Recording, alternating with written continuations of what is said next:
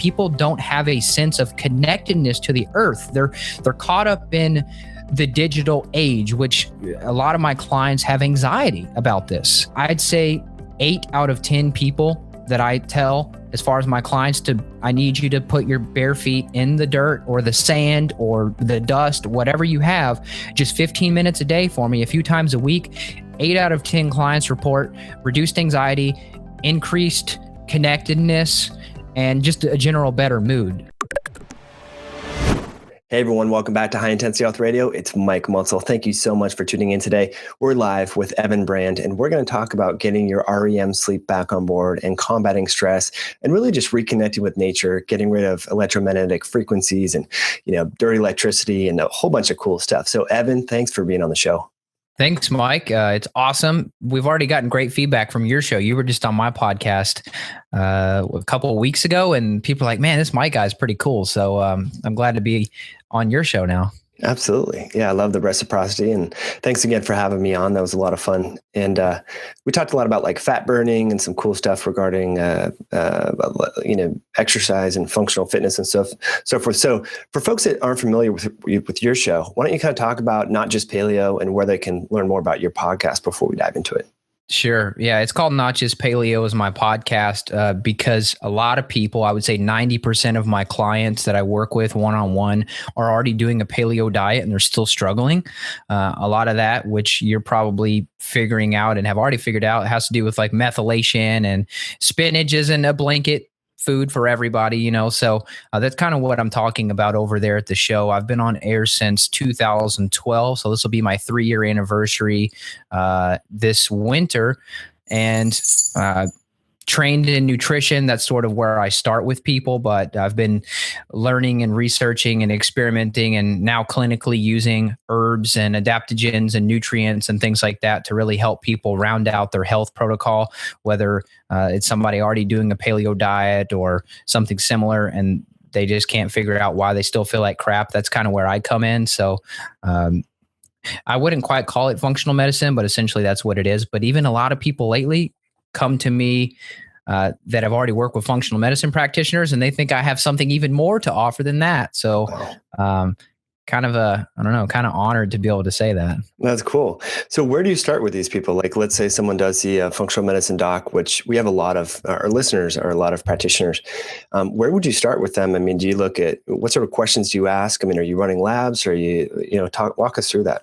Yeah. So, for example, a client just signed up yesterday and she's in her 50s and she's already been the functional medicine route. She luckily kind of saves me some of the testing things. She's had some recent adrenal testing. She's got a full hormone panel and all that. So basically I'll look over that. And I really enjoy looking at actual, CBC blood analysis, kind of looking at that functionally, and using Weatherby's book. His book is super helpful for that blood chemistry analysis.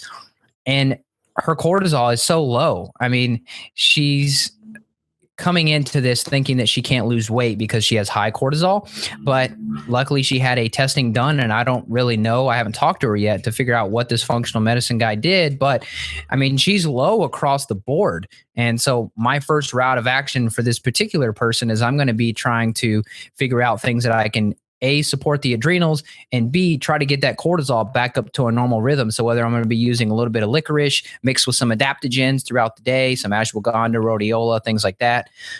For her, that's kind of where I start. But most of the time, it's starting with the food journal. I have everybody complete a 3-day food journal. And I mean, you'd be amazed how much stuff you can find from then. I mean, this particular person, she's in between her lunch and dinner. There's a snack section just in case people have snacks, and her snack was coffee. So that's definitely a talking point that I'm going to have to kind of hit her pretty hard on, when we actually do our consult. So, but typically 3-day food journal, and then just finding out their top symptoms, whether they're having some gut symptoms, whether they're having adult acne, whether they can't fall asleep or they can't stay asleep. Those are sort of my biggest red flags that I'll really try to hit on. Mm-hmm. Love it. So let's kind of talk about the things that you'll do to, kind of change someone's lifestyle. I know EMFs are a big one for you, managing stress. Maybe there's some different hacks and tips you have for that. And then getting people back on sleep. So maybe let's kind of hit those 3 things if you want. Sure. Yeah. So first, I'll start with stress. We're not really prepared for the type of stress that we have in the modern world, and everybody uses the tiger analogy. Humans are built to run from tigers, but we're not built to run from tigers every 30 seconds when we get an email notification, a text message notification. So typically one of the first lifestyle measures I recommend is to just disable all notifications. And it took me a really long time to do this as a business owner myself. Come on, I want to see the sale come in, right? So I've turned off Gmail notifications. I recommend all my clients do that, and even social media notifications, Instagram. They have everybody wants to pull you, and this is actually a marketing strategy that companies use. They, to design a successful program, you create something that creates a pull. So, I want to see what did I miss? They call it FOMO syndrome, FOMO, fear of missing out. They have to create that. And I tell people, look, we have to get rid of this, because this is going to be creating small spikes in hormones, whether it's cortisol, adrenaline, something. We don't even have to pinpoint exactly what's going on. But the fact is, that is engaging your sympathetic mode. And we're supposed to be in that a fraction of our existence. And now we're in sympathetic 99% of the time. And then parasympathetic, maybe, hopefully, that 1 week of the year where we go to Florida with our family, we can finally chill out and engage the parasympathetic. So as far as stress, how do I generalize what I just described? Reducing the number of inputs. That's what it boils down to. Yeah, let's kind of expand on that. I think that's a really good point, Evan. And, these are small little subtle things that people don't really think about. A common question that I get is, I feel like I'm eating everything right and I'm exercising right, but I still can't lose weight. And so just something like you just said, well, how many alerts do you have? Meal timing, what's your stress level? And I think this is an important point, not just for achieving a healthy body, but, financially, just having a clear head, being focused in what your big why is, what your big long-term goals are, whether they're business or financial or with your family, whatever it may be, spiritual. If you're constantly being buzzed and dinged and all this from, Twitter sends you an email, YouTube, I like, that YouTube sends you an email when you get, if you subscribe to a channel. But like you said, Instagram, Facebook, Twitter, and everyone's using all these different platforms. So one tip, I like your tips. One thing that I do too is I just turn my phone on airplane mode more often than not anymore. And then I just schedule certain times, just like we had a meeting here, you and I today, Evan, we scheduled this and we stuck with it. Then I just schedule times in my day that the phone is on, I'm returning emails, returning text messages and things of that sort. Have you found any tips or strategies there? Well, I just try to basically get something done. It doesn't matter what it is. It doesn't matter if it's a blog post or editing a podcast or whatever it is. But when I wake up, I try to live by the sun. So I try to get up pretty early after sunrise, and I'll just try to work before checking email. And it sounds like, just do some work before you check email. It sounds simple, but it's seriously, especially this week, it's created this snowball effect where every day I just wake up and I'm ready to go. And I find a lot of time, and this is sort of the productivity space, a lot of time people are just so concerned about trying to optimize everything. Like, I need to optimize my schedule. And they focus so much on like tweaking this and tweaking that they're spending time just spinning their wheels. You're doing nothing. You're optimizing the time that you're on social media. How about just don't do it and then just do the work? It sounds simple, but just do the work. If they haven't read Stephen Pressfield's Do the Work, that book will give you the real kick that you need to understand that take action and then enjoy your time. Like, then I'll get on social media, then I'll check email. But this past week here, I've stuck very diligent to, I need to get something done. I've been working on this project. It's called Health Blogger Pro, to basically show people how do you make an online health business. And my goal every day was to finish a new module. And so every day this week I finished a new module, and I just recorded all the videos, and I'd go make a shake, record the videos. Okay, now I can get on email. And I'll tell you, you almost get high from the euphoria of being productive for once. Mm-hmm. Oh, that's amazing. I love that. And that productivity is the best motivator. I can resonate with that because for years, I started my first website in 2009 and would do a blog post and then think about doing a blog post and think about creating a product. And then like 3 years went by and I'm like, man, I totally missed out. What was I was always thinking about the next thing, but instead, like you just said, Evan, you just have to do. And once you start creating, products and content, whether it's physical or in the online space, that's just a motivator to create more. Yeah, I mean, I agree with you totally. I'm just now getting around to this, but this has been on my little post-it for too long. Mm-hmm. And finally, I just have to get in the trenches. And I don't think people understand that there's a huge difference between action and inaction. I mean, it feels good. You probably get a little hit of dopamine writing things down. Ooh, this is going to be the next $1 million idea. But to your customers, to your audience out there, for anybody that's in the world of startups or anything, or trying to make it for yourself, 99% complete is the same thing as 0% complete to your customers. Right. I love it. Yeah, it's interesting. I mean, since we're on this topic, Evan, I didn't think we'd talk about business, but I'm more than happy to kind of go down that road. A lot of healthcare practitioners, fitness professionals, yoga teachers, it doesn't matter. Everyone's trying to build a brand online and get themselves out there. So maybe what is your product? What sort of tips and tricks are you offering? Or, what's the kind of foundation of the system? Yeah, so this is just kind of it's a really fun project. It's all video based. And it's called Health Blogger Pro. It should be done here in a couple months or so, depending on when this show goes up. It may be launched by then, but it's modules that show you everything from how to actually register a domain to how do you add media to what does workflow look like? How do you go from recording a show like this to actually adding your meta tags, your keywords? How do you add a featured image? What about podcast hosting? Where do you upload?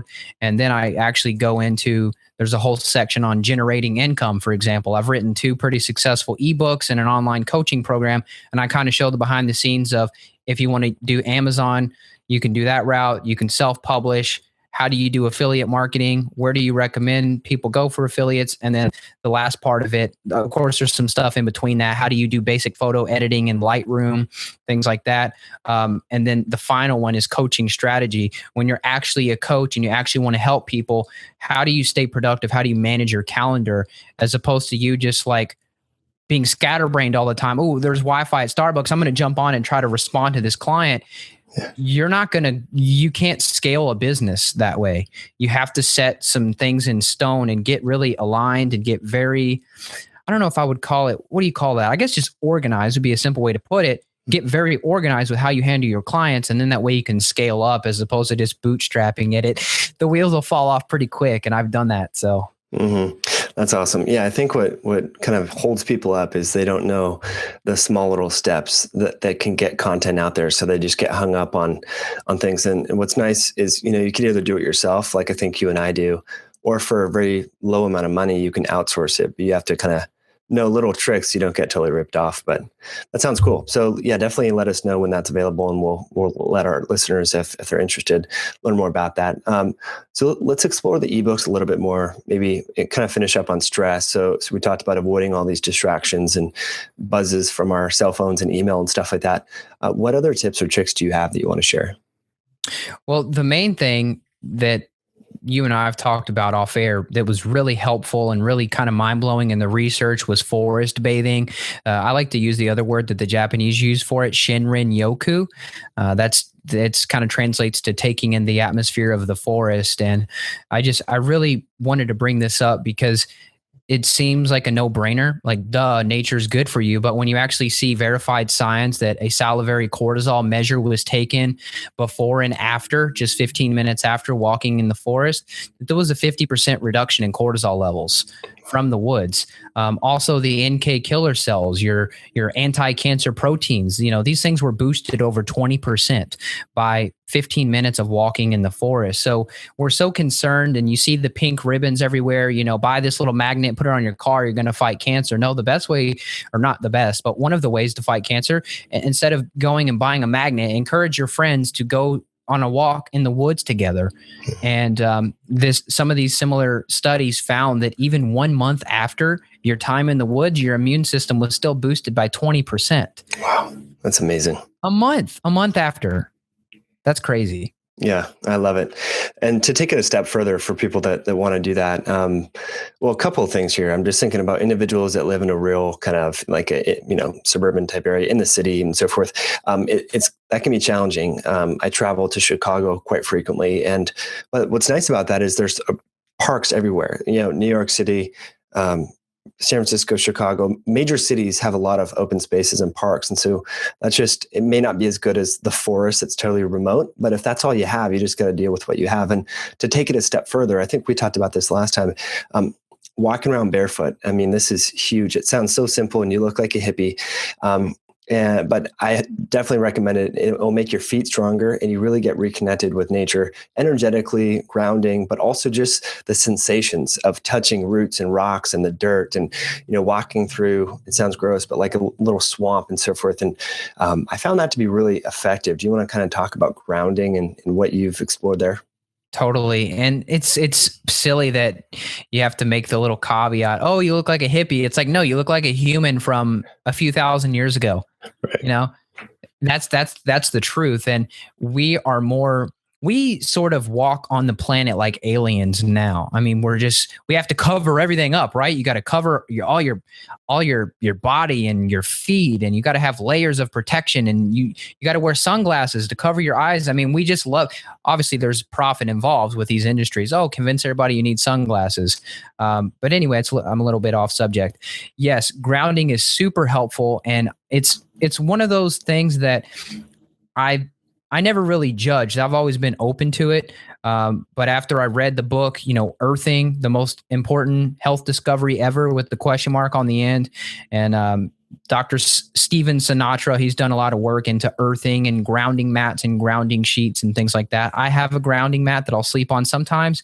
But now that I have a new house with a huge backyard, I just go out there and walk every day. And we've had ridiculous amount of rain, so it's super juicy back there. and I've just been out there walking, basically just getting muddy, and there's just a little faucet right there, and I'll just wash off some of the mud before I come back inside. But I've noticed a huge reduction in my overall stress levels. And Mike, I just want to mention a lot of people in 2015 and heading deeper into the technological age, a lot of people are feeling very ungrounded. People are away from their families. People are moving across country, internationally for job opportunities and things like that. And people don't have a sense of connectedness to the earth. They're caught up in the digital age, which a lot of my clients have anxiety about this. And I'd say 8 out of 10 people that I tell, as far as my clients, I need you to put your bare feet in the dirt or the sand or the dust, whatever you have, just 15 minutes a day for me, a few times a week. 8 out of 10 clients report reduced anxiety, increased connectedness, and just a general better mood. So that's at least my clinical experience with it. But if people do dig into studies, you'll find it. You'll find it there. You'll find reductions in inflammation and things like that. So, I mean, the benefits are I don't think we fully know what the benefits are because we haven't been looking at it. There's not going to be much money made by telling people, hey, go put your feet in the mud. Yeah. Good luck getting the sponsorship for that study. Yeah. No, I agree with you. I used to just do it at the end of my hikes because honestly, I didn't want to get dirty and I was kind of being a pansy about it. I mean, full disclosure. And since we have recently, in the last year, we moved to a different place in Kirkland, and this trail, I think I told you about it last time, Evan, Bastyr University, which is where one of the naturopathic schools is, has a lot of open space there. And so we take our 2 dogs and my daughter, and we just do this walk like pretty much every evening, at least 3 days a week, not every evening. And now I've convinced my wife to walk bare feet as well. And at first she was reluctant and thought, oh man, that's weird. And then the very first time she couldn't do it the whole time because her feet hurt. And then she can now make it through the whole loop. And so, yeah, I agree with you. I mean, I remember waking up, many times throughout my life since the iPhone and Twitter and Facebook and Instagram and all that stuff, and just feeling like this racing mind. I guess you could say it's anxiety or just restlessness, like you mentioned, verbatim, ungrounded. And since that, I feel a lot more centered, a lot more grounded. It's easier to get into a coherent mental state with heart math and so forth. And we finished the hike off. I would love to hear your perspective on this by just jumping in the lake. And it's freezing cold, but that's a great way to kind of wake up the central nervous system and maybe activate brown fat. Any thoughts on kind of water immersions? Oh, I think it's a great idea. I mean, I'm a fan of water immersion in a float tank just to try to engage your sort of parasympathetic mode. But yeah, I mean, water is life. And when I lived in Texas in a drought, when you don't have the opportunity to just jump in water like that, you start thinking in this weird scarcity mindset. But if there's just a big lush lake for you to jump in, it's great. And I definitely, of course, I don't have proof here, but I definitely think it could sort of wake up and realign the HPA axis. If you're starting to get some disruption in the signal where maybe you're inflamed, but you don't know it, you sort of wake up that signal with that nervous system. Oh crap, now I realize my elbow hurts, but your system was sort of numb. You were numb to your own reality until you got woken up by a small positive stressor like cold water. Mm-hmm. Yeah. The way I look at it is like an interval. I mean, we do sprints, we do push-ups, I'm saying we, like people that are fit, like yourself, you and I, Evan.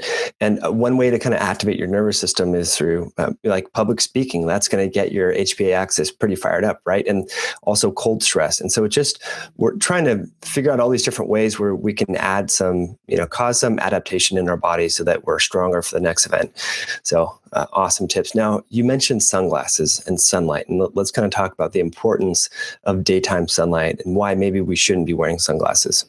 Oh, totally. So a lot of people, and I kind of talk with some of my teachers about this, a lot of people up in Portland area, I hear that they wear a lot of sunglasses up there, even when it's not sunny all the time. Of course, a cloudy day could be sort of bright, but we should be adapted for that.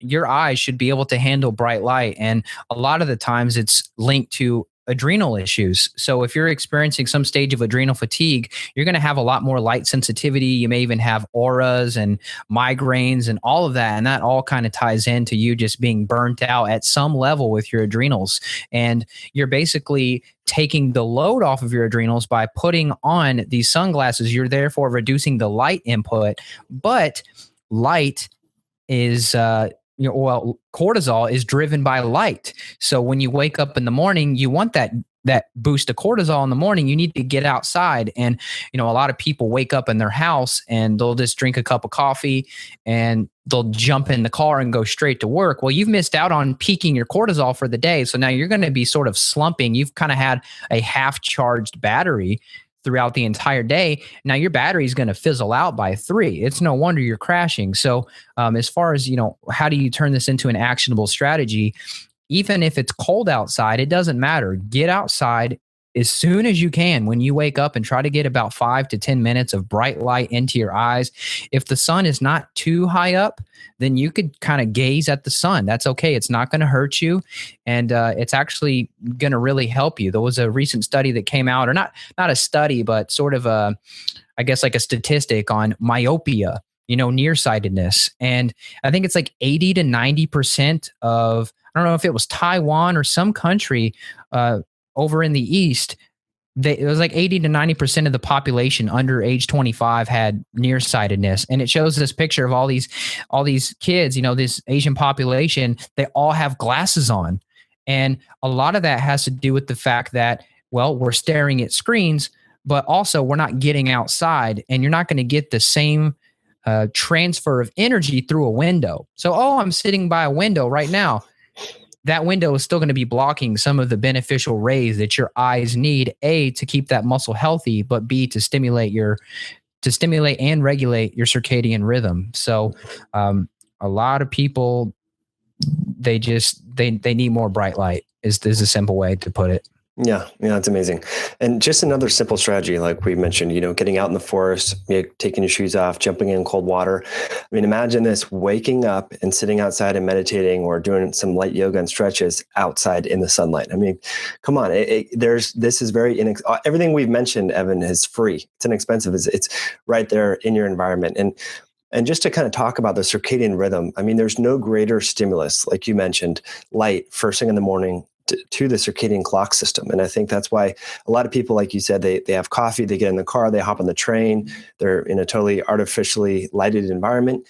And then what do they do when they get home? They're on their iPads, their iPhones, their Kindles, they're watching TV. So circadian rhythms get all awry. And then we have insulin resistance and prediabetes and belly fat and inflammation and so forth. So, love that tip. And, for the record, I think there's some value, if you're going to be outside for a long period of time with sunglasses or in, over water, but make a concerted effort to spend at least some of your day with direct exposure to your eyes, to the outdoors. Yeah. I mean, I own sunglasses. I really love polarized sunglasses so you can see the fish in the water and things like that. But yeah, I mean, I definitely try to balance it out. And, a lot of people say, oh, well, what about windshields on cars? Those aren't paleo, right?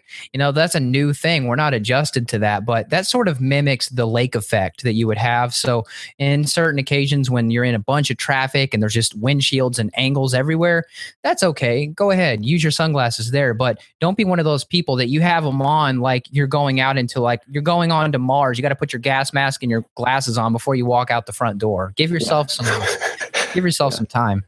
Right. Well, I think certain people use sunglasses to kind of avoid social interaction, so it's common, like when you go to a grocery store or a convenience store, whatever it is, getting gas, even sometimes to a social event, a party, people keep their sunglasses on inside. And I think it's a way for them to kind of avoid eye contact, or they can kind of tune out or get on their phone or whatever it may be. So don't be that person. You look pretty silly when you have your glasses on inside, so. You know what I'm thinking of? I don't know if you remember Adam Sandler's movie, Big Daddy, where he basically takes this little kid and he ends up kind of like adopting this little kid, so to speak. And he tells him, anytime you want to be invisible, just put these glasses on. And he had these big sunglasses, and then he would show up to parties and just have his glasses on, and they would act like he was invisible. And I totally agree with you. A lot of people, they try to avoid eye contact. And that's, it doesn't matter because this is all related to being a human, but this is an increasingly larger problem because people are more adapt to talking through a screen or talking via text. And I thrive in person-to-person environments. And there's some people that I can't even get them to look at me face to face. And it's a huge, it's a disruption of your energy. You can't really connect with people if you can't make good eye contact. So I just fear that with this much technology that we almost need to have a class in school of teaching people how to do proper face-to-face communication. Mm-hmm. Oh, I agree. Yeah, it's a really big deal.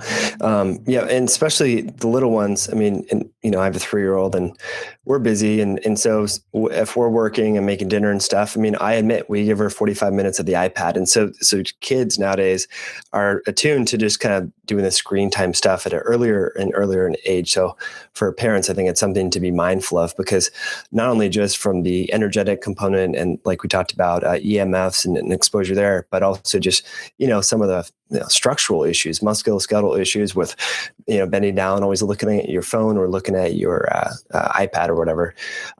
Now, before we transition to evening routines, and I know you have some cool tips and strategies there to cut stress and improve REM sleep, let's kind of talk about EMFs and dirty electricity and fill us in there. Yeah, so this is where the part of your show where a percentage of your people pull out the tinfoil hats, but EMF is, I don't know why it's still a controversial issue. I mean, our bodies run on electrical signals. Our heart runs on electrical impulses. A lot of electricity is sort of how we operate. So to bring up the point that Wi-Fi, cell phone towers, magnetic fields, what they call non-native EMF. There is some sort of a little bit of electromagnetic pollution on the planet just naturally, but there's never been satellites beaming down from outer space onto you. And there's a couple different studies out there that actually show that it's called EMR in this case, not EMF, but EMR, electromagnetic radiation, reducing melatonin. Now, melatonin, everybody knows, is your sleep hormone, but melatonin also fights cancer. So one could somewhat correlate, but not causate, that increased electricity on the planet, therefore reducing melatonin, therefore reducing our anti-cancer hormone, therefore increase cancer. So it's not a surprise to me that the United States and Australia and a lot of the developed countries where we have all these tech toys everywhere and cell phone towers within 100 yards of your house and your head every day, it's no surprise that we have a higher incidence of Alzheimer's and other brain degeneration issues. Obviously, diet's a component to that. Obviously, modern life and stress and pollutants are an aspect of that. But EMF is a pollutant, which is why if my clients are not getting better, then I will recommend that they at least turn off their Wi-Fi at night at a minimum.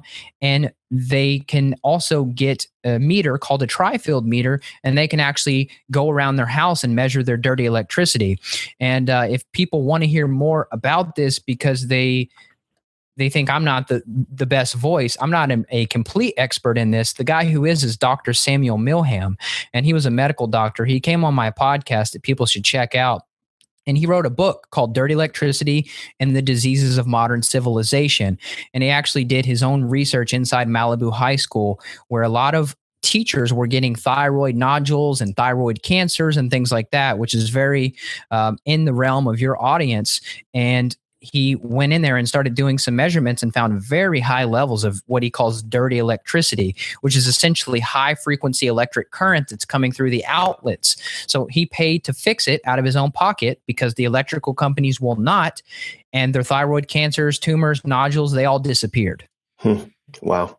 So where can we access the meter to assess this?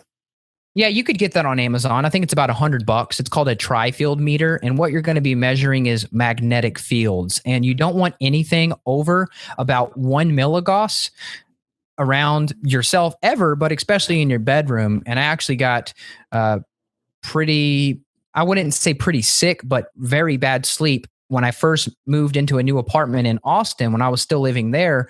And I brought the tri-field meter into the bedroom, and I was measuring 5 milligauss, which is highly, highly magnetic field for the human brain. And I was not sleeping. I was not dreaming. I told the apartment people, look, I can't do this apartment. I went downstairs and I measured down there, and it was fine, maybe half a milligauss. And I ended up talking to one of like the maintenance heads there. And I found out that the company who built the apartment complexes, they wired the entire power source for the whole building. They wedged it in between the first floor ceiling and the second floor. So that's why when I held the tri-field meter close to my floor, I was getting like 10 milligauss. And I mean, you think about your kid and your pets rolling around on the floor around 10 times magnetic fields stronger than they're supposed to be. A lot of people, I don't know why they wired it that way, but I mean, I could measure it. And I said, there's something in this floor. And I found out, oh yeah, that's where we run the main power supply. So crazy story. Yeah, that's wild. The home that we're in right now here in Kirkland, Washington, it's we're in the basement. Kind of, it's an older home. All the living space is upstairs, kind of thing, and then the rooms are down below. And we sleep amazing. I mean, our sleep is just amazingly good. Our daughter sleeps like, no kidding, like 10 to 12 hours. I mean, we're out. I can remember all my dreams. Whereas before, when we've used to, have rental properties in Colorado and different places and kind of more in an urban environment, and would never sleep like that. 6 hours was considered like good. We know that sleep is so important. So, I wonder if we're just kind of, by building up, a lot of people want to have big homes and be up and have a view, but you wonder if you're more close to some of these dirty electricity, outlets and so forth. So I like that tri-field meter. Now, what else? So what can you do? So say you can't move. If someone's listening, they own their home, they get a tri-field meter. What can they do about these, the dirty electricity? Yeah. So we would probably have to do an entire podcast on this, which I'd be happy to do, because we have to make the distinction of what you're actually trying to target, because you have RF fields, which is like microwave radiation. You have cell phone towers, which are a different wavelength of radiation. You have Wi-Fi, and then you have magnetic fields and dirty electricity. So there's basically 4 different bad guys that sort of get lumped into EMF, but you have to treat each of them differently. Magnetic fields, there's not really much you can do besides fix the wiring issues or move. Dirty electricity, however, that's measured as high frequency. There's another meter that you can buy called a microsurge meter, and you plug this up to, this was invented by a guy named Dave Stetzer, and he's actually invented these filters as well. And you plug it in to your outlet. It's just a plug. You plug it into the outlet and it gives you a reading. And anything over 50 of these units that he's basically come up with, anything over 50 is not good. So one of the guys who I had on my show, he's convinced that his mother developed cancer because he I can't remember his name right off the bat, but he's a guy who's done a lot of EMF consulting in the San Francisco Bay Area. And he went and tested his mother's home, and she had 20,000 was the reading, and it's supposed to be less than 50. And he said that he had heart palpitations as soon as he walked in there before he even measured it. Obviously, some people have more electromagnetic sensitivity than others, but he started getting heart palpitations, and he assumed, man, there's probably some really bad issues here. He popped it on and it blew up his meter. And so he had to get the meter that measures like 10 times bigger levels because his was not sensitive enough to read it. It got overloaded, and he plugged it up and it was 20,000. So, that he was convinced that that's what caused his mother's cancer and killed her, because everything else seemed to be promoting her health. And then all of a sudden, this extreme sickness just sort of came out of nowhere. Like I said, Mike, it's controversial subject. A lot of people, they just kind of roll their eyes at this, but you have some anecdotal evidence. I have evidence. I'd say, once again, 8 out of 10 clients who I tell to turn off the Wi-Fi at night report better sleep, better dream recall, things like that. So it's just one of those things that people need to try for themselves.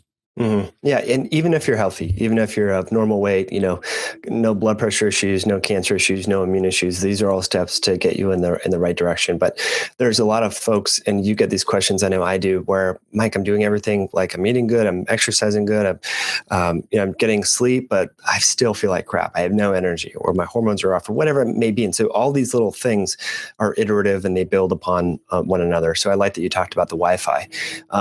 I think we mentioned this on your show. A mutual friend, Ben Lynch, his children, are really sensitive to the EMFs and so forth. And he notices that when the Wi-Fi's on, they just go berserk. So what he actually did is he rewired his home to have just Ethernet. And he feels like it's a better connection anyway. I don't know if I totally agree with him on that, but I think it's a lot less exposure to his family having the Ethernet. So that's kind of an extreme example of things you can do, but just turn off the Wi-Fi when you're not using it. Yeah. And I mean, kids are more susceptible too, because their skull is not fully developed as well. So, I mean, if someone does have kids, this is more important for them as it is for you. A lot of people may just brush it off. I don't care. Well, do you care about your kids? Their proper development may or may not depend on the influence of these non-native EMF fields. So I've also talked with this guy, a neurosurgeon named Dr. Jack Cruz. He's been on my podcast before, and he claims that EMF is highly dehydrating. He says that it basically hyperstimulates your cells, which may contribute to why Dr. Lynch is saying his kids are hyperactive. He claims that it basically hyperstimulates your cells, therefore taking more water out of the cell, therefore causing cellular dehydration. So a lot of his clients are dehydrated, and he recommends them add even more water to their diet than they normally would if they're around a lot of EMF. So if they go on antennasearch.com and they find that there's 200 to 300 towers within a 4-mile radius of their home, like I did in Austin, I was thirsty all the time. And of course, I lived in Texas. It's hot as can be. That's part of it too, but I can't prove or disprove that all those cell phone towers was dehydrating me as well. And I was up higher. I was on the 3rd floor when I first moved there. And I mean, you're face to face with those. Like you said, you want to be down, because the way that they emit their frequencies, they're going to go out. They're not going to go down so much. They're going to spread wide and far. So if you are lower, or you're in sort of a little valley in your town, that's a good place to be. Okay. That's good advice. Interesting. That's awesome. All right. So any other tips or hacks when it comes to de-stressing, deloading, and getting good sleep? I would just say you really have to reframe your stress. And if you feel like you're overwhelmed with life, you have to reframe how you're looking at your situation. If you believe that you're out of control and you can't handle life, you're probably not going to be able to. But if you tell yourself, I can do this, I'm in charge of my health, I'm in charge of my life, no one's coming to save me, so I need to prioritize this stuff. I think that's a really helpful mindset shift. And this, as far as sleeping, just making sure that you're watching your artificial light, making sure that you're getting some source of relaxation into your life. So whether it's an Epsom salt bath, whether you're taking some magnesium malate or magnesium glycinate, whether you want to take some L-theanine. If you are having severe sleep issues, you can do like a short-term passion flower. You could do chamomile teas. Holy basil is pretty helpful. Schisandra berries, pretty helpful. There's a lot of adaptogens you can take during the day to also help regulate sleep. Ashwagandha is super helpful, but a lot of people have nightshade allergies, so they can't tolerate ashwagandha. I can, so oftentimes I'll take 500 milligrams at about 8 p.m. and I'll lay down about 9:30, and wow, you wake up feeling like $1,000,000. You get sort of an afterglow effect. Love it. That's awesome. Yeah, we've been doing lavender and chamomile tea, just like the whole herb, and letting it steep for about 5 to 7 minutes. And a product by Zymogen, Relax Max. It has some of the ingredients that you mentioned, like the magnesium glycinate, magnesium malate, taurine, myoinositol, theanine, GABA. So it's a nice blend there, but so many great options, and it really helps, to get those thoughts. It's particularly for people that are busy entrepreneurs, healthcare practitioners, fitness professionals, weightlifting, whatever it may be. It's, if you're a busy type A driven person, it can be challenging to unwind at night. So I think using some of these natural things that are also restorative are really beneficial. And it's nice to wake up and remember your dreams. That's when I know I had a really good night's sleep. That's awesome. Yeah, you pop into REM right there. You're like, most of the time in the morning, you're in REM a lot more those last few hours, kind of that 7 a.m. to 9 a.m. If people are lucky enough to stay in bed that long, that's where a lot of the REM happens. So it's kind of funny why you wake up and you remember the dream, where in the middle of the night, you may not remember it. You may have been in one of those deep stages where you're not actually in the dream stage, so to speak. So sleep's a interesting thing. We still don't even fully understand sleep. Right. A friend of mine, a practitioner, recommended that before I get out of bed and get my natural sunlight and do meditation and so forth, that it's good to try and think through my dreams and try to remember them, and not that to extract meaning, but just to at least have it in my head. Do you have anything to say about, should we sit there and maybe spend a few minutes to remember our dreams? And if so, why? Oh, I definitely do. I think dream recall is an important part of my life. That's time that you're alive as a human. So to just try to think like only the waking hours matter, that's not true. Your sleeping hours matter too. Like things that pop up, there's a lot of people that talk about, well, for example, the short-term to long-term memory conversion, that happens a lot during sleep, and your body and your mind is sort of regulating. Is this important? Was my talk with Mike today important? Okay, yeah, convert that over to long term. I want to remember this day. This was a fun day. And if you don't have good dream recall, or you don't prioritize it, your brain is just, it's not going to remember. But if you start getting in a habit of remembering your dreams, and you can even get into dream analysis if you want to, that can be really helpful to reveal some of the subconscious things that are going on with you. So if you're a struggling entrepreneur, like myself, I'll be honest, I had a dream last night even where I was going around this turn in my car, and I tried to hit the brakes because I knew I was going around the turn too fast. Yeah. And I flipped the car. And so I got out of the car. This is in my dream, of course. I got out of the car, and all of a sudden my teeth were falling out. And I've had that dream as a kid. And then so my wife's like, oh, you must be losing hope. You're losing all hope when your teeth fall out. And so I have like some little dream analysis books, and you never know, but I've kind of been dabbling in a couple projects, like different little side projects. And some of them I'd be like, man, I don't really know if that project's going to work. So maybe that's popping up. My subconscious is feeling the same way. So really interesting stuff. Dreams are just, I don't think they're there for no reason. I think that we've dreamt for eons for a reason, whether it was detox from reality, whether it was memory formation. I mean, it's not, You shouldn't just black out with a sleeping pill and then wake up. Right. Just pop an Ambien and be on your way, huh? Right. And a lot of my clients do that. And it's a hell of a time getting them off of Ambien and Lunesta. I'll tell you, it's not fun. I got a couple clients right now that we're trying to wean them off in a way and sort of regulate their neurotransmitters with some nutritional support. But those pharmaceuticals are just so powerful at down regulating the body's GABA that, I mean, you're almost panicking without it. Mm-hmm. Yeah, no, it's a big deal. I remember my senior year of college, I was, just taking physics and organic chemistry and biochemistry, evolutionary, human and evolution, a bunch of different classes, right? That I was just totally stressed out during finals week. And, I didn't know anything about, I knew fitness stuff, but not about functional natural medicine. So I went to the doctor on site at the college, Western Washington University. And they're like, yeah, it's pretty common during finals week. Here's 10 Ambien. So I'm like, okay. I'm like this, I Googled the mechanism of action and stuff. And I'm like, oh, this sounds pretty cool. But you wake up and man, you feel like you're in a daze. You definitely don't feel rested. All the, light bothers you. Like we mentioned earlier, like if you're adrenal fatigued and you look out in the sun, that's why some people are really kind of overly sensitive to sunlight from adrenal issues. But that's kind of what I felt like after that. And I knew it wasn't good. So I, didn't continue that. But for someone that's been on something like that for a very long time, I just could imagine how difficult it'd be to get off.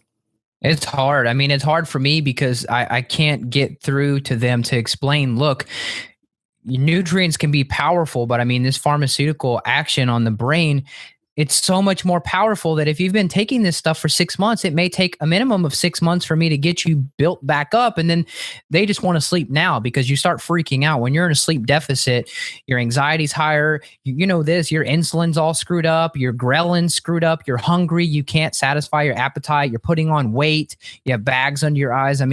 People get really freaked out and they just want to sleep. And I have to tell them, look, it's going to take us a while to re-regulate this brain. So I encourage anybody, if you have that prescription written, just be careful. That's a slippery slope. Mm-hmm. And, sometimes when I have a poor, bad night's sleep or something, you can get anxiety about going to bed and worrying that you're going to have another bad night's sleep. So I can see how it can be a vicious cycle, but that's where it comes back to doing these natural things like we talked about, getting light during the day, getting your circadian rhythms back on board, being grounded, getting rid of EMFs and things that may cause you to be dehydrated and stressed and so forth, so that, you're not going, so that at least you're, the things that you can control from a biological perspective are all in rhythm.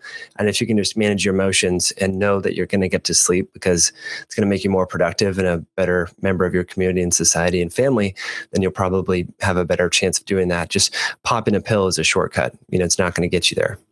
Yeah, it's a great way to look at it. And people joke about the zombie apocalypse. If Ambien made you feel that way, and you think of how many people are out there on Ambien, sleep deprivation is a huge deal. We may be in the zombie apocalypse already. Think about, police officers and firemen and surgeons, and think about all these people that have high stress jobs that are not sleeping well, therefore affecting their productivity. This is a huge deal that, I'm glad to be able to bring this to your audience because we really need to get caught up to speed on proper ways to mitigate sleep issues because we don't really have a margin of error. Think about a fighter pilot or something that's sleep deprived and he's, I didn't mean to press the button. I'm just brain fogged because I didn't sleep well and I'm eating too much sugar. Oh, sorry. I launched the missile. It's like, this could go bad in a big way one day. So we need to really get this topic into the mainstream and get people to understand that this is one of the most important foundations of a happy, healthy human. Mm-hmm. Yeah, I love it. Well, and just more productivity for your community, society, and business, or the company that you work for. The less mistakes you're going to make, the less, undue burdens you're going to put on other people, because they're not going to have to correct your work, but also the safety of driving. Driving when you're tired is as dangerous as, individuals that are drunk driving. So I think that's really a big deal. And there's so many aspects of it. I like the kind of to zoom in and zoom out here, Evan, with you. Now, before we kind of go to final questions, anything about sleep or stress reduction or EMS, that we didn't talk about that you want to share? I would just say they could check out my 2 programs if they want to. The first one is called Stress Solutions, and it's an ebook, but then I also have 4 doctors come on to talk about their different lenses. This one guy, man, he was so cool. His name was Dr. Greg Emerson. You should get him on your podcast. He worked as like a trauma guy. So he was in a helicopter for the Canadian Royal something, and he would like rescue people on the side of the road in a helicopter that are basically on their last leg. And so I talked with him about, I mean, what do you do when you see somebody that their trachea is out of their body and they have 2 minutes to live? Like, how do you seriously deal with a traumatic situation like that? So, I mean, this guy told some amazing stories about if you are faced with one of those life or death situations, or one of those really intense situations where somebody's coming after your kid and you need to be able to protect yourself and not just freeze up in a ball, how do you deal with that? And I think that was just a really cool way to round out the interviews. But there's interviews, with both of my programs that they could check it and Not Just Paleo. That's all at my website. So I need to send you copies of both of those, by the way, Mike. Sure. Yeah, I'd love to check that out. That's awesome. When you were describing that interview in one of your products, I thought of a book that our listeners might also be interested in too, called The Charisma Myth by this Olivia. I can't remember the author's name. It's on my shelf, but she talks about, in situations like that where you're really stressed out or about to give a speech, or, you feel like you're freezing, just get grounded, reconnect. So move your toes, move your legs, kind of just feel like the carpet under your feet or your socks and your shoes, whatever it may be. And just getting grounded will help you to kind of realize that, okay, I'm alive, I'm here. This situation will pass and come and go, just like many other situations that were previously stressful, or, you perceive them to be unmanageable. So that was one of my, I don't know if you checked that out, but if you haven't, nice. Give that a good one. So second final question here, Evan, if there's just one herb, nutrient, botanical, or food substance that you recommend your clients and maybe you and your wife just never leave home without, what would it be and why? That would be rhodiola, also known as the golden root.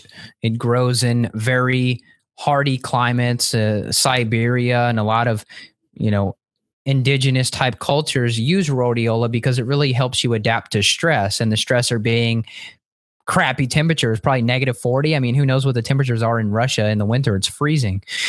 So, rhodiola is very helpful for me just as sort of a daily tonic. And I actually recommend it for all of my clients, especially, menopausal women, because you need some support. Your gas tank it needs some help. You need some refueling, and rhodiola can be sort of that nice, gentle, rhythm controlling substance to really help manage your stress. And in my opinion, part of midlife crises and midlife burnout are because you're starting to really will tax the adrenals for one, but your rhythm is getting so unregulated from bad habits of staying up too late and alcohol and refined carbohydrates and emotional stressors and kids and all of this, that I think that if you have a sort of protective mechanism in place and you're taking either a couple days a week or you're cycling on and off an adaptogenic herb like rhodiola, it could really help you prevent yourself from slipping down that slope like everyone else does. Obviously, you're always going to lose growth hormone and things like that with age, but what if we can just round out that a little bit and not make it such a plummet? We don't want a roller coaster. We want just a nice, easy ride into our middle and older ages. And rhodiola is, I think, one of the most powerful but gentle at the same time herbs that can help you do that. Mm-hmm. Yeah, one of my mentors, I really agree with that. His name was Gerard Guillory. He's a medical doctor in Colorado, and that was his favorite go-to for a lot of people, pilots and people that worked, as flight attendants. Frontier Airlines was, kind of right by his office. So there was a lot of employees and staff that worked for the airline that came in there, and firefighters too, and they just loved rhodiola. So awesome. Yeah, and I agree with that too, in the sense that I think, adaptogens have really helped my life with, after college and doing bike racing and doing all this, overtraining, because I was, didn't know what I wanted to do exactly with my life and was adrenaline fatigued, and adaptogens really helped, and rhodiola is one of them. So awesome, Evan. Mike, I was going to say, if I had a second to tell a quick story of kind of my experience with rhodiola, before I got into the health world, I actually kind of, at the beginning of my podcast, I was still working there. I was working at a place called the Parklands, where I was basically maintaining and helping build and clean up hiking trails. So I would probably be hiking 5 miles a day in the woods. My stress response was like I had zero stress. I mean, it was amazing. That was the best time of my life. I debate just shutting down shop and just going and working in the woods again, because it's just so amazing how good I felt. And I didn't know how good I felt until I became a desk jockey and health coach and all that. But anyway, that's actually when I discovered Rhodiola, because I was getting pretty tired at the end of the day. An 8-hour day of hiking and working in the woods and lifting logs and wielding a chainsaw and driving a four-wheeler. I mean, that stuff gets exhausting. And I started, finding different herbs for endurance. And I found Rhodiola. So I just picked up Now Foods, their little 500 milligram Rhodiola, 3% Rosavins extract. That's pretty standard. And I started taking some Rhodiola, and I didn't notice how good it worked until I didn't have it. But when on the days that I had it, or, it's kind of a tonic effect, kind of builds you up. At the end of an 8-hour day, I was ready to go another 8 hours. I mean, I had no fatigue. I was climbing these hills. I mean, I was like, come on, where's some logs? I want to throw some trees. I was ready, man. And it just really builds up the nervous system. It's just incredible. So just one last quick thing about that. A lot of people that I work with are so taxed that, like, an explosion or a tire popping, or even like if someone, like if your son were to, or your kid were to have some bubble wrap and they pop a little bubble, some of my female clients, they'll freak out. Right. and it sends that sort of stress response.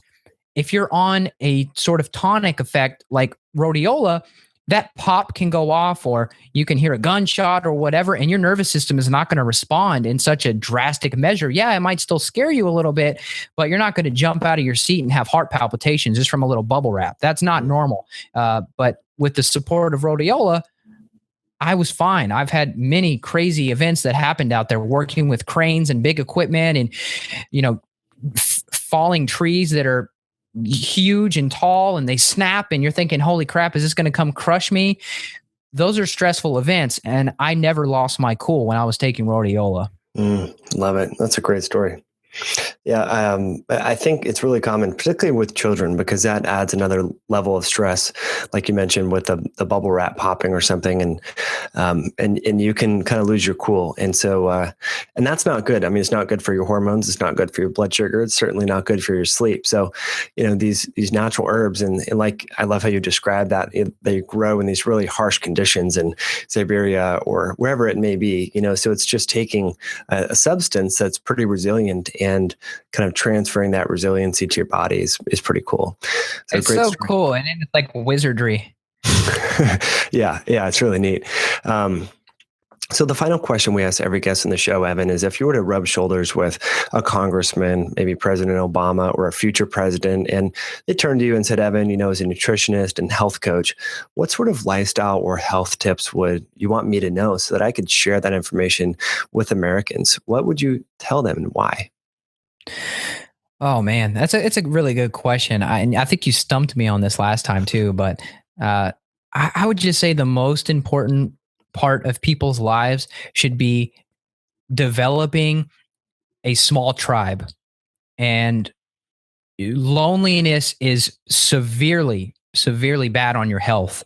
And there's a lot of entrepreneurs I know that are listening to this show, and people like you and I, we work on the computer too much. We're isolated. We are designed as a species to have a tribe. You have to build that tribe. Yes, social media counts a little bit. Yes, podcasting with people counts a little bit, but there's nothing that beats the physical touch, you surrounding a campfire, you touching, skin on skin, cuddling with your loved ones, boosting those oxytocin levels up. There's a reason that we feel so disconnected. There's a reason that depression levels are epidemic. There's a reason that a lot of these social issues are happening. There's a reason that kids are getting bullied in schools every day.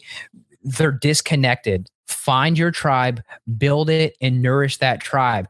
If you have, and most people do, if you have less true friends than you can count on one hand, work on building up just one more finger. If you only have this one true friend, try to build that to 2. If you have 2, try to build that to 3. If you have 3, build it to 5. If you have 5, build it to 10, and get a social circle created where when you're with those people, everything's okay. the world might seem like it's in chaos to you outside of this circle, but for right now, when you have your tribe together, for you, your wife, and your family, you guys are building a family, and you have that together, and you bring over your friends, and everything's okay. And I think if one family member can do that, or one group of people can do that, and we replicate that model, I think we can create a more cohesive society that is going to be more loving to one another.